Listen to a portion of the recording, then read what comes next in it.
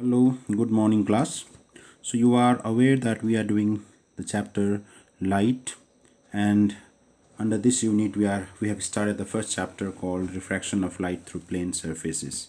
In the last class we learned about the refraction, why the refraction occurs, what is the main cause of refraction. We also learned about laws of refraction.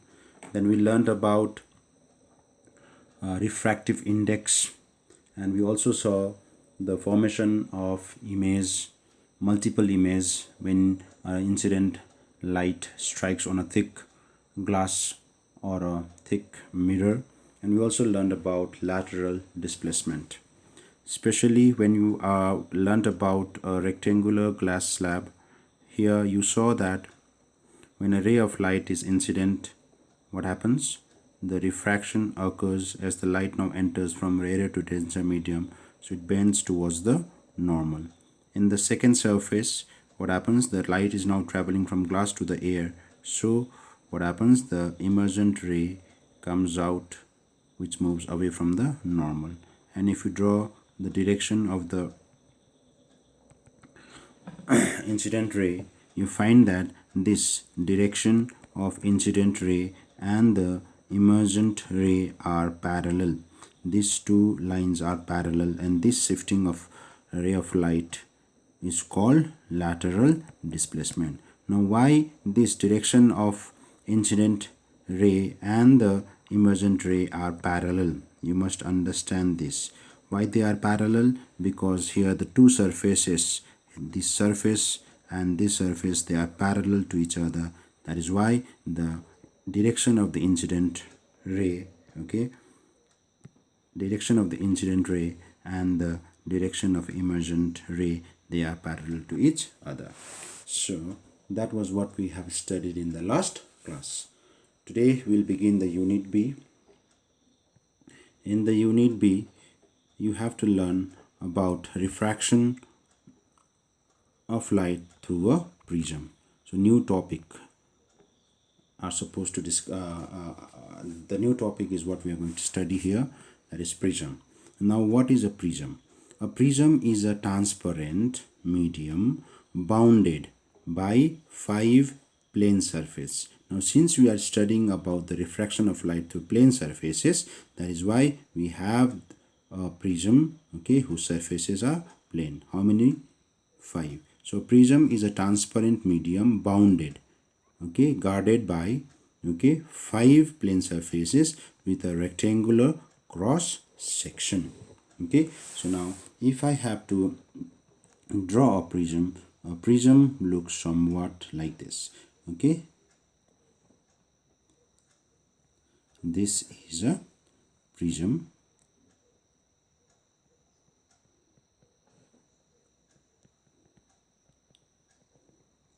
So it is bounded by how many plane surfaces? 5. One is this rectangular surface, the other one is this rectangular surface, the other one is this rectangular, this is triangular surface, this is triangular surface, this is my third rectangular surface. And then on this side I have this one, this is my fourth rectangular surface. And the base here, which is my fifth rectangular surface. So here you see that there are a prism is a transparent medium which is bounded by 5 surfaces, plane surfaces. Out of 5, 3 3 are rectangular in shape. So this one and this one are rectangular. Rectangular surface, whereas this one and on the other side this one, they are triangular surface. So here you see that the prism has 3 rectangular surface and 2 triangular surface. So in total it is bounded by 5 rectangular surfaces. All right, now we must understand the various terms which are related with a prism.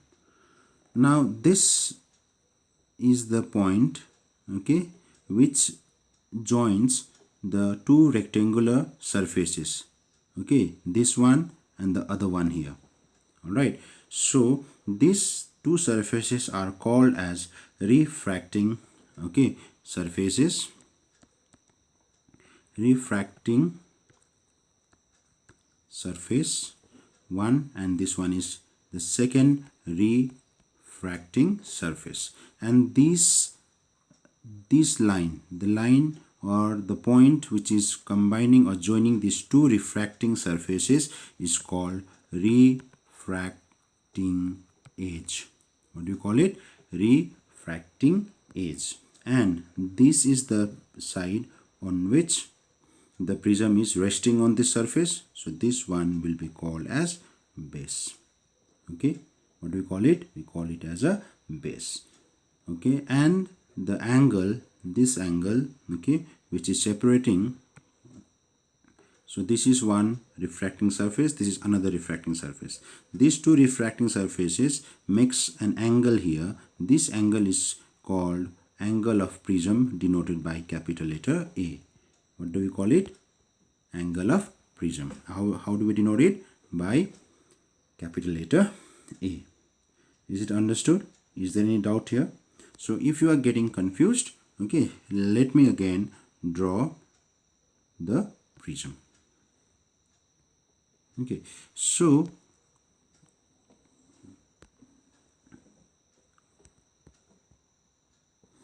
a prism has two triangular shape. So you can imagine it's just like a top of a house. Okay, so this is one my rectangular surface.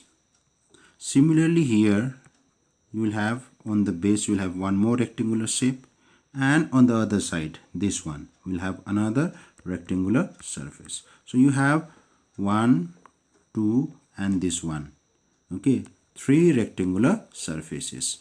But this is the one on which the prism is resting on the surface, so this one will be called as base. So this is the point where the two refracting surfaces meets. This is what we call refracting edge. What do you call it? Refracting edge. All right, now these two refracting surfaces makes an angle here. This angle is called angle of prism, denoted by A. Is it okay? Now you must remember that the two refracting surfaces of a prism are not parallel to each other. So if you see this refracting surface and this refracting surface, they are meeting at this point here.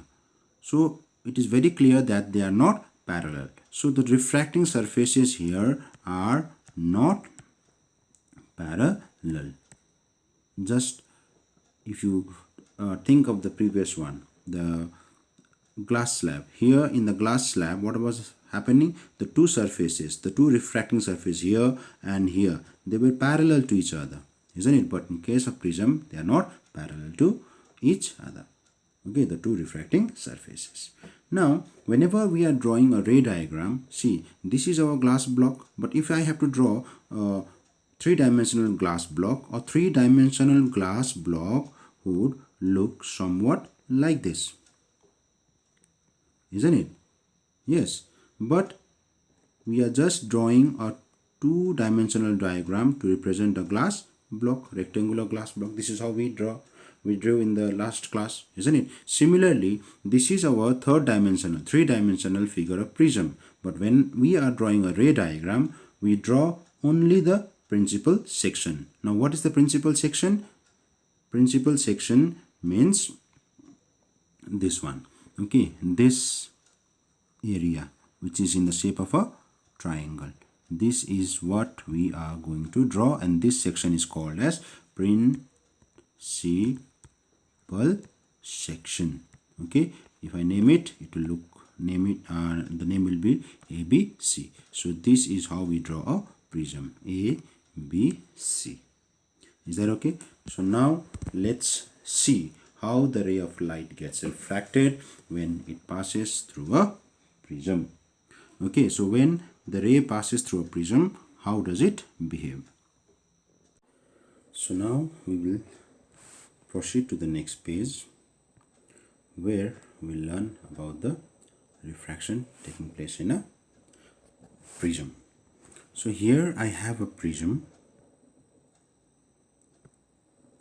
and the name I'm giving it as A, B, C, where A is the angle of the prism. So this is my angle of prism. Alright, now a ray of light is incident, so this is my ray of light, okay, and the ray of light is OB, so it is incident at the surface AB at point P. So where I draw a normal, so I'm drawing a normal here, it's a dotted line. Okay, now this angle is my angle of incidence I1. All right, yes, and if I produce the direction of the incident ray of light or incident ray, this will be my direction of incidence. All right, okay, so now you know the ray of light OP is entering from air towards the glass, that is from rarer to denser, so it is going to bend towards the normal. All right, so it bends towards the normal, and now the refracted ray, okay, strikes the second refracting surface AC, okay, AC at point Q. Now this is the place where I draw my normal. So when I produce this normal here, you see that the two normals, okay, from AB and AC are meeting at this point, and I'll name this as N. Is that okay? Now you know that now the ray of light is traveling from prism towards the air, that is from glass to air, so it will bend away from the normal. It is bending away from the normal, so this angle is my angle of emergence I2. Is that okay? Is it understood? Okay, so now when I produce this my emergent ray backward, you see that it meets at this point. Let that point be M. Is it okay?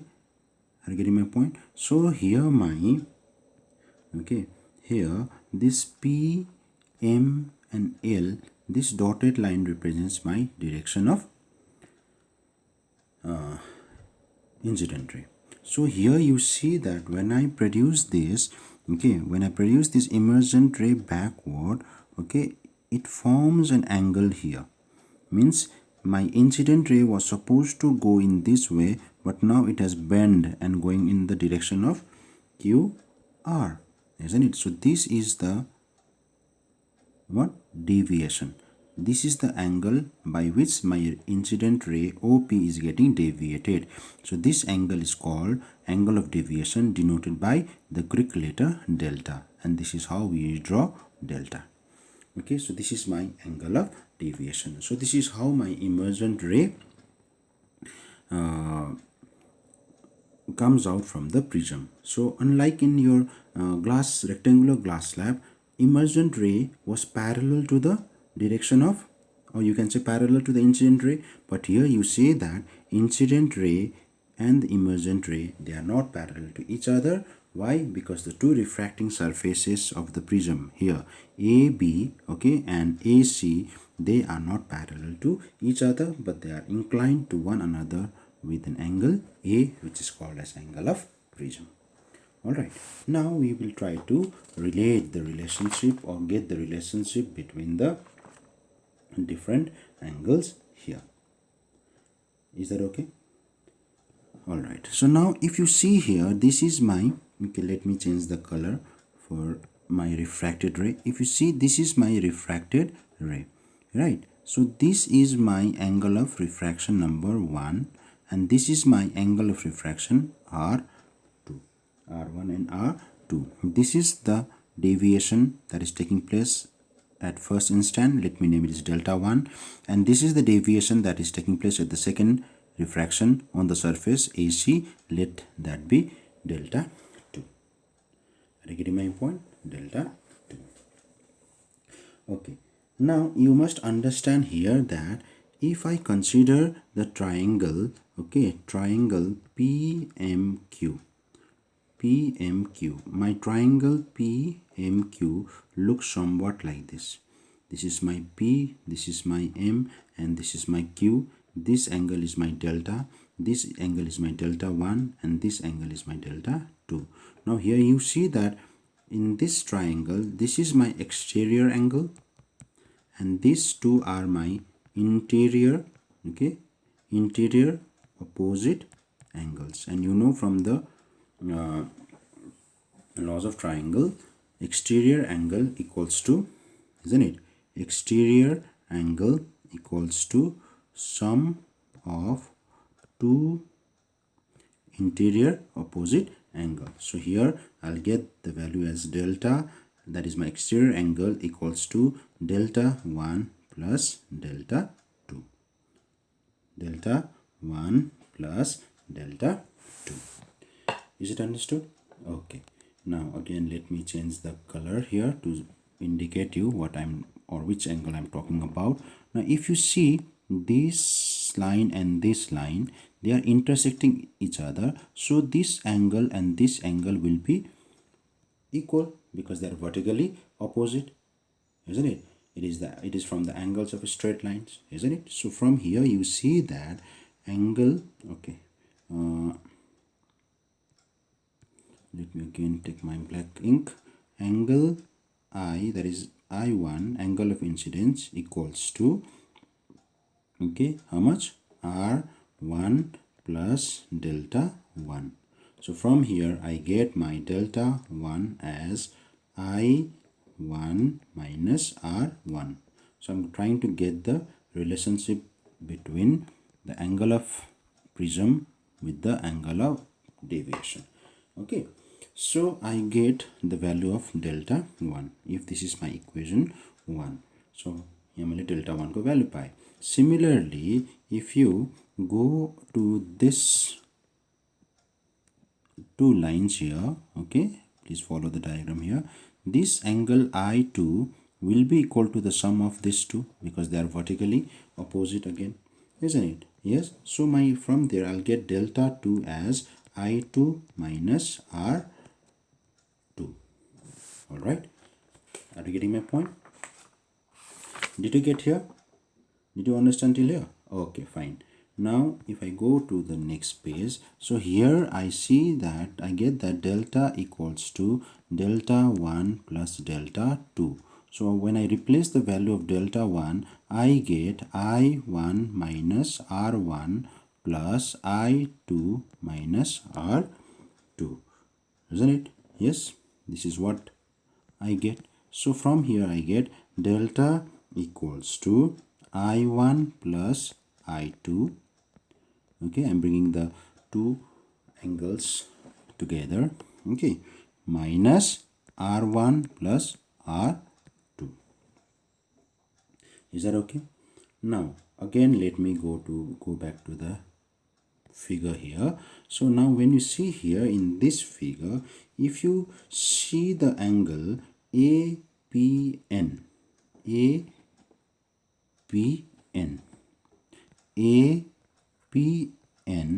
okay, if you see this properly, you'll find that I have a quadrilateral here. Quadrilateral means four-sided figure, and you know this is my normal. Yes, so this will be my 90 degree, this will be my 90 degree, isn't it? Yes. So here I get from the quadrilateral APNQ, yeah, but what do I get? That angle, okay, APN equals to angle AQN. You can follow the figure from your book when I'm explaining this. Okay, in between you can pause the video and refer the figure. So angle APN equals to AQN equals to 90 degree, which I'm getting from this quadrilateral, that is four-sided figure. All right, so from here what do I get next is that angle, okay, PNQ, if you follow the figure, plus angle PAQ will give me 180 degree now. Are you getting my point? Yes. So from here what do I get is angle, okay, PAQ, okay, equals to 180 degree. Okay, this angle is here, minus when I take this, okay, angle P and Q. Actually, what is angle P and Q? P and Q is nothing but it is P. Okay, so here this angle I brought here, I'll get P and Q. Is that okay? Angle P and Q. So here, but I know that angle PAQ is what? Angle A, that is angle of the prism, equals to, what do I get? 180 degree minus P and Q. So from here I get P and Q equals to 180 degree minus A. So I get the value of P and Q. So let me see the figure here again. P and Q. Where is my P and Q? My P and Q is here. Alright. So this angle is how much? 180 degree minus A. Yo angle चाहिँ 180 बाट यो angle माथिको angle A घटायो भने चाहिँ I will get angle P and Q. Is it okay? Alright, now let's move here.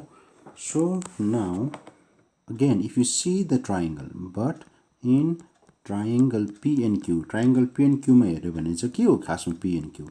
Angle P and Q is nothing but 180 degree minus R1 plus R2. Isn't it? Yes. So यो चाहिँ मैले अब angle P and Q चाहिँ मैले अगाडिको replace गर्न सक्छु. Isn't it? So when I replace, what do I get? I get 180 degree, okay, minus R1 plus R2 equals to 180 degree minus A. Alright, so here I get 180 and 180 degree gets cancelled. I'll get minus R1 plus R2 equals to minus A. This minus gets cancelled, so I'll get A equals to R1 plus R2. That means angle of prism. See, you are getting one relation here. Angle of prism equals to R1 plus R2. This is the first refraction, angle of refraction taking place on the first refracting surface. Okay, and R2 is the angle of refraction that we are getting in the refraction in the second surface. Is that okay? So from the first equation that we got from delta equals to delta 1 plus delta 2, yeah, but now we get that I, okay, 1 plus, okay, I2 minus A. Okay, so if you are not getting here, use let me do it again.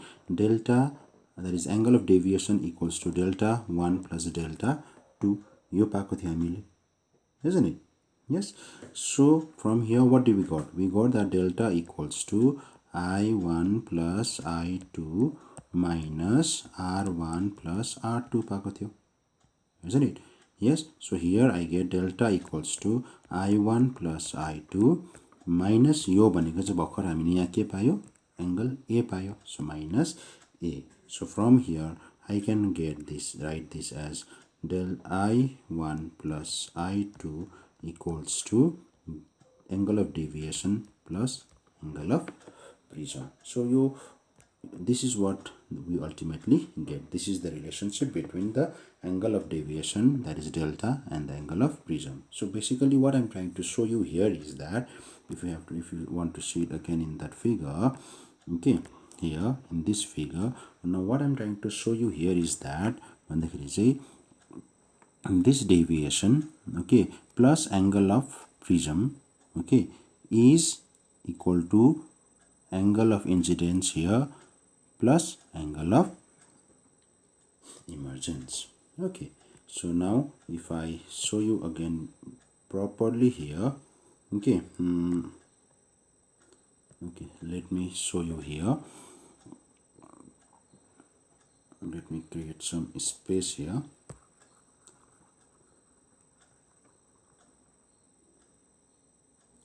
So what we got at the end means we are got the relationship between the angle of incidence, angle of emergence, angle of deviation and angle of prism. Yo चारटा angle को चाहिँ के पायौं हामीले relation पायौं. Okay, so I'll just show you here with the clear figure. Okay, just remember the last equation that we got. The last equation that we got here is I1 plus I2 equals to angle of deviation delta plus angle of incidence, angle of prism A. यो भनेर पाएको छ नि त हामीले, isn't it? So see, let me draw a clear figure now here. So here, this is my prism, this is my angle A, okay, this is my incident ray, this is my angle of incidence I. All right, this is my refracted ray, this is my normal, this is my angle emergent ray, this is my angle of emergence I2, this is my I1. When I produce this backward, I got angle of deviation here. So here I am talking about four angles here. Okay, four angles को कुरा गर्दैछु मैले यहाँ. One is angle of incidence I1, angle of emergence I2, angle of deviation delta, angle of prism A. So here we got that when you add angle of incidence with the angle of emergence, that will be equal to sum of angle of prism plus angle of deviation. See, your equation we are getting here. So this is what I'm trying to show you here. Your angle of incidence सँग angle of emergence जोड्यो भने the sum of these two incident angle and emergence angle को sum चाहिँ के हुन्छ, that will be equal to the sum of the angle of prism to the angle of deviation. That is what I'm trying to show you here. Is that okay? Alright, so now let's go to the next page. Here we will see factors which are affecting the angle of deviation. So factors which affect the angle of deviation, there are four factors. Number one is angle of incidence. Number two is refractive index. Okay. Number three is angle of prism, and the number four is the wavelength, or you can say color of the light. Okay, light has 7 different colors. We'll study this in the third chapter of this unit. Okay, so right now we just understand that these are the four factors on which angle of deviation depends. So the first one is angle of incidence. So angle of incidence, how does it depend? So experimentally it is observed that the angle of incidence increases. As the angle of incidence increases, angle of deviation first decreases. So here I have drawn the graph. So what is happening? Angle of deviation, उकालो चाहिँ बढेको, ओह्रालो चाहिँ घटेको, isn't it? Angle of incidence, this is my angle of deviation, this is my angle of incidence. So as my angle of incidence increases, initially angle of deviation decreases, but after reaching to a certain point, it starts to increase. This is how angle of deviation depends on angle of incidence. Angle of incidence बढाउँदाखेरि चाहिँ पहिला चाहिँ experimentally it has found, okay, पहिला चाहिँ के हुन्छ, angle of deviation घट्दै जान्छ, यसरी यता घट्दै जाँदैछ, but after reaching to a certain point, त्यहाँबाट चाहिँ के हुँदै जान्छ, increase हुँदै जान्छ. Alright, angle of deviation. So this is how the first factor depends, and this point, okay, this point is called angle of minimum deviation. यो एंगललाई चाहिँ भन्छ angle of minimum deviation. त्यो भन्दा कम्ती चाहिँ deviate हुँदैन भनेको त्यो चाहिँ. Okay, that is called angle of deviation. Okay, now the second factor is refractive index. What is it? Refractive index. That is denoted by mu. How does the refractive index depends on angle of deviation? It is found that for a given angle of incidence, the prism, okay, with a higher refractive index produces greater deviation, okay, than the prism which has a lower refractive index. भन्नुको मतलब चाहिँ जति refractive index is more, okay, greater is the deviation. So it means they are directly proportional. So refractive index, if it is higher, greater it will be producing the angle of deviation, or more will be the deviation when a ray of light gets refracted. Are you getting my point? Yes. So this is how angle of deviation depends on refractive index. Number 3 was dependence on the angle of prism. Angle of prism or the कसरी depend गर्छ, isn't it? So it is again found experimentally that angle of deviation increases with the angle of prism. So angle of deviation, it will increase.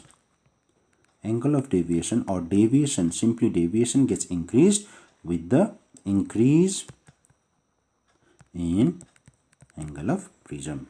So it means that if this is my angle of prism here, and if I take another prism here whose angle is A1, here you see that angle A1 is greater than angle A, isn't it? So deviation here in the first prism will be more than the deviation in the second prism. Why? Because in the second prism angle of deviation is less. So lesser is the angle of prism, less is the deviation.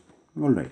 So now the last one, the fourth factor on which angle of deviation depend is the wavelength or the color of the light, and this is how we represent wavelength by the letter lambda. The refractive index of a given transparent medium is different for the light of different colors. So it decreases with the increase in the wavelength of light. Here it's old down there. So deviation decreases with the increase in wavelength. Means here deviation is inversely proportional to the wavelength. Okay. Deviation was directly proportional to the angle of incidence. Deviation was directly proportional to the refractive index of the medium, isn't it? But here the fourth factor, that is the wavelength borderखेरि चाहिँ what is happening to the deviation? Deviation is decreasing. Okay, so the fourth factor on which angle of deviation depends is the wavelength. So wavelength increases. If the wavelength increases, our deviation gets decreased. I get my point. So these are the four factors. Okay, four factors on which our angle of deviation depends. So let me recall again here. Experimentally, it has found that with the increase in angle of incidence, initially deviation gets decreased, but after reaching to a certain point, it gets increased. Here we saw that refractive index is directly proportional to the deviation.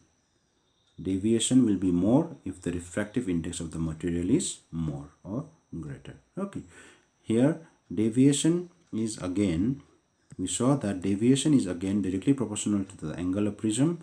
Why? Because we saw that more is the angle of prism, more is the deviation.